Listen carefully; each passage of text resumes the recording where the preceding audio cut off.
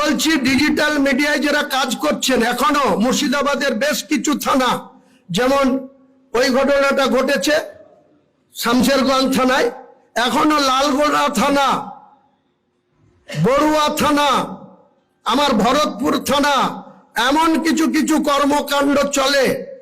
আমি যদি বিরোধী আসনে থাকতাম 24 ঘন্টা সময় লাগতো না এসব শায়েস্তা করতে, কিন্তু আমার হাত পায়ে বেড়ি দেওয়া আছে, তার জন্য এইসব থানাগুলা যে ঔদ্ধত্য বা সাধারণ মানুষের উপরে যে জুলুম, অত্যাচার, টর্চারিং করে, আপনারা ডিজিটাল মিডিয়া কোথায় থাকেন? কেন এই খবরগুলো আপনারা করতে পারেন না? কিসের ভয় আপনাদের? আপনারা সৎ সাহস নিয়ে এসব খবরগুলা করুন। পুলিশের চমকানি থেকে ভয় করবেন না।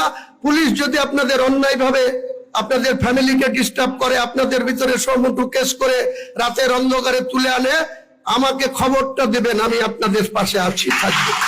এটা আপনাকে পরিষ্কার বললাম। ডাউনলোড করুন এই সময় অ্যাপ iOS ও অ্যান্ড্রয়েডের জন্য।